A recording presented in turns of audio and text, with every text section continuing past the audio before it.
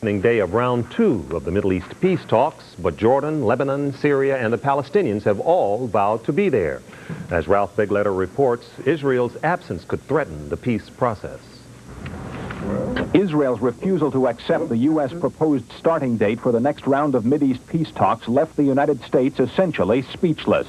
Israeli Ambassador Zalman Shoval delivered the message. We have been fighting each other for 100 years.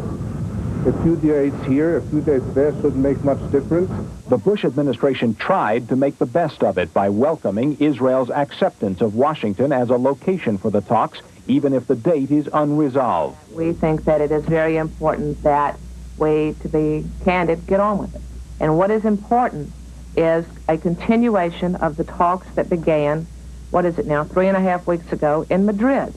Syrian President Hafez Assad and the leaders of the Palestinians had also objected to December 4th as the starting date for the Washington talks. But Jordan's King Hussein and the Lebanese government had already accepted it.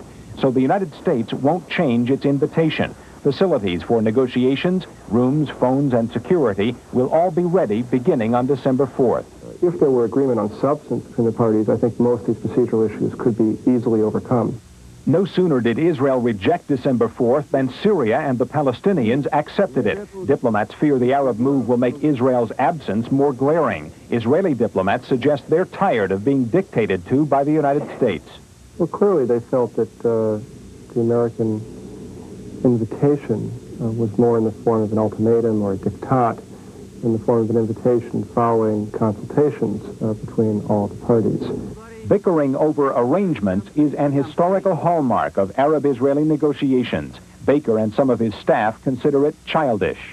Israeli officials say Israel's rejection of the U.S. date for the talks should be a lesson to the Arabs that Washington cannot deliver Israel whenever there's a dispute. That disputes will best be solved only when the Arabs and Israelis sit down to negotiate them face to face. Ralph Begletter, CNN at the State Department. The U.S. Coast Guard is now dedicating most of its resources to the Haitian rescue effort in the Caribbean. But a commander of the rescue effort is now expressing concern that his team may not be able to accommodate all of the people now fleeing Haiti. Here's Ruth Blitzer with details. These are the lucky ones. Haitian refugees rescued at sea by the U.S. Coast Guard and about to move to a temporary camp at the U.S. Naval Base at Guantanamo Bay in Cuba. Less fortunate are those still crowded aboard the La Guerre and other Coast Guard cutters where living conditions are, by all accounts, simply terrible. We don't want to keep them aboard the ship any longer than we have to, because you can see this is not a good situation. But after fleeing Haiti's political and economic turmoil in recent weeks and heading for the open sea, often in makeshift boats, they recognize they are lucky to be alive. By Friday, the U.S. military's Joint Task Force hopes to have 135 medium-sized tents put up. That will be enough to accommodate 2,500 Haitians. But given the rate of the exodus, everyone agrees that will by no means be enough. Indeed, the commander of Operation Safe Harbor already has authorization to expand the refugee camp, perhaps to as many as 15,000. The refugees uniformly say they are afraid to return to Haiti. I leave Haiti because of many people who's dying.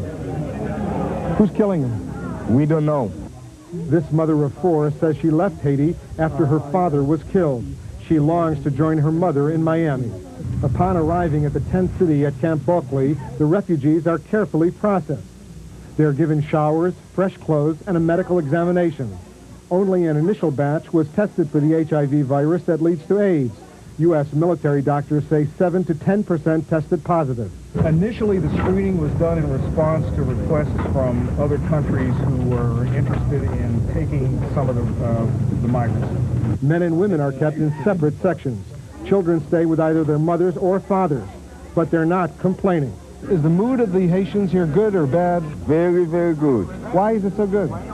Because, you know, we love America. This U.S. Navy lieutenant was born in Haiti and emigrated to the United States at the age of 14. He speaks Creole and serves as General Wall's interpreter. The mood right now is very, they are impatient. Okay, that's the mood right now, the mood of anxiety. The Bush administration wants to return these refugees to Haiti.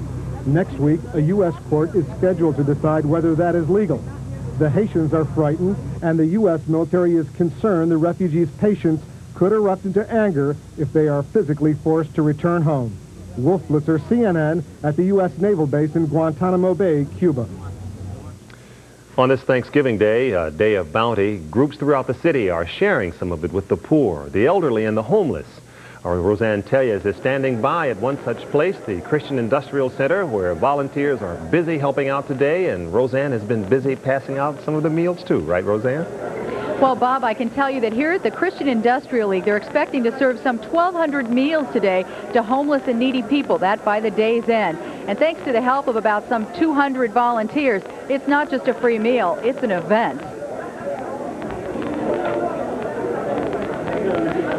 There's entertainment for these folks to enjoy as well as a turkey feast today. It's really a party atmosphere here.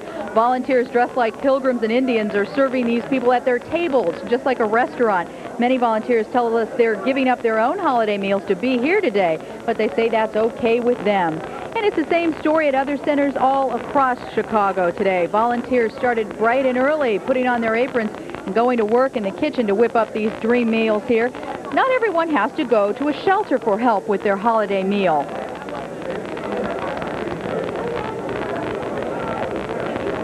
Open Kitchens will be delivering 3,000 meals today to those who can't get out for health reasons. Their service is year-round, but they try to add some special touches for those holiday meals. Now, I have to tell you, speaking of special touches, they really have some here at the Cafe 123 at the Christian Industrial League. And it's really thanks to volunteers like this young man. This is Ian Pollan. Ian, how old are you? 12. You're 12 years old. Now, a lot of kids like you might want to be home watching football and whatnot today. Why are you here today? Well, just to help the homeless and just have a good time, actually. What's the reaction from the people you're serving? Well, they're very glad that this is able to be here, and well, they love the parties and they love the food, especially the food. Got to comment on that. And they really like for waiters and waitresses for being very nice, and they're like talking and socially different from other restaurants. How about your family? Did you tell me they're involved here today too? Yes, they are. Who? My father and my stepmother. Now, what about your own Thanksgiving dinner? You going to have one later today? Tomorrow, I think. We're having a Thanksgiving dinner tomorrow with some of our friends and my grandmother. But it was worth it to come down here today and pass for today? Oh, definitely. Yeah, this is better than, like, Thanksgiving at home, I think. Is it? Yeah. Well, you get to meet more friends. There are a lot more people, and it's party, party, party. It's not just sitting down and eating and saying thanks. You give to others as a way of saying thanks. That's how I think it's done. You going to be here again next year? Definitely. Okay, thank you very much, Ian. Well, as you can see, as he said, it's like a big party down here thanks to people like Ian, 12 years old, and he's out here working hard for all these people. That's my report. This is Roseanne Tellez live from the Christian Industrial League. Back to you, Bob. Thanks, Roseanne. The true spirit of the season. A sad note to report to our midday viewers. Lauren Sanders, the daughter of our midday news anchor Steve Sanders, has died at the age of 6. Lauren died Tuesday night of complications from a progressive neurological disorder. Steve says that his daughter was gentle, loving, and strong and will be best remembered for showing courage well beyond her years. A memorial service will be held at 2 o'clock Saturday afternoon at Trinity United Methodist Church in Wilmette. Lauren Sanders is survived by her parents Steve and Julie and her 2-year-old brother Tyler. All of us here at WGN extend our sympathy and support to the Sanders family. Does a singer really belong in your kitchen? It does now. Introducing the Singer Juice Giant. It combines singer quality with the goodness of nature. The Juice Giant unlocks nature's greatest source of vitamins and minerals. Just put your fresh fruit and vegetables here, and like magic, their healthy juices come out here. Delicious. What about the pulp? It collects here. There's nothing to clog, so cleanup is quick and easy. Fresh orange juice is great, but the Juice Giant also makes homemade apple juice and pear juice. Cool, refreshing watermelon juice without removing the seeds. Pineapple juice just as easily.